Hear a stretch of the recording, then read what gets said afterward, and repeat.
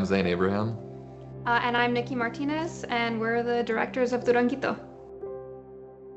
So this film is about essentially a neighborhood fighting to save itself from being destroyed, and it follows a lot of people in the community who live there, a lot of people in the community who are historians, who are people who just want to preserve history, and then on the other side you have the city of El Paso and developers, and they're fighting to build an arena. And I feel like the way that we shot it was we wanted to get all sides of it.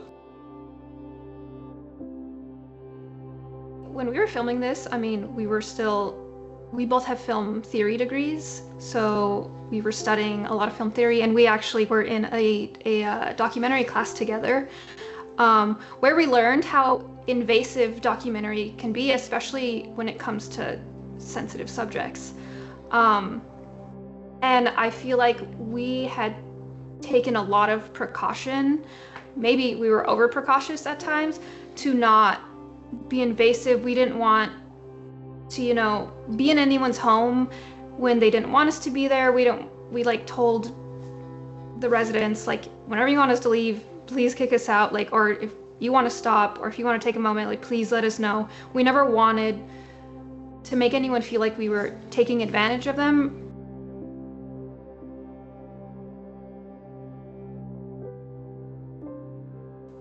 What's interesting about this documentary is that it kind of grew with us. Like I said, we were very young when we started. So our first couple of interviews, they didn't look that good. We didn't really have good questions, or we didn't know how to have a good conversation with people, which is why we redid it so much. But I think that's kind of cool in the end that, this film grew up with me, coming into my adulthood. Yeah, we started in 2019. So it's been we were young, and now we're so old. But I would say visually the biggest thing that it's hard to go into a documentary with, it's not like a narrative film, it's not planned out. It's like the story. The thing is, the story was both unfolding as it was happening, and we were also trying to figure out what we wanted to say with it and how we wanted it to flow. But I feel like the biggest thing we went into it was a lot of depictions of the southwest of Mexico, of El Paso, are just brown, drab, orange tint on it, and it's we just wanted it to feel colorful and vibrant and show a lot of color, and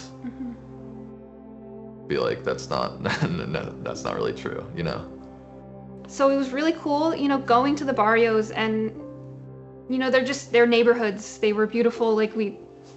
People would talk, I feel like people were even friendlier over there. They were so nice. They were so nice. People would come up to us, and they'd be like, "What are you doing?" And we're like, "Oh, we're filming a documentary."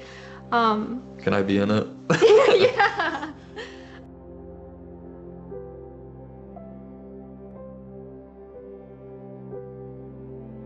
There's a banner in the neighborhood that had a quote on it, and we put it on our poster for the movie, and it says, "A city that forgets its past has no future." And I feel like that, was a big takeaway from this film that I want, the audience to understand, is that, a lot of what we heard from the city side of things was that we want El Paso to be the next Dallas, we want it to be Phoenix, we want it to be Austin. And those cities are cool and all, but we have a unique history, and instead of erasing that, we should embrace it. A lot of things that people like to visit are unique places, and they love to visit places with cool history. We had an awesome Wild West in our downtown that used to be the old Vegas. So it's why would we not embrace that? In the neighborhood, there's the Pancho Villa Stash House. My biggest takeaways are just get in touch with your community and your history, because it's important. And it's cool looking back at, you know, where you grow up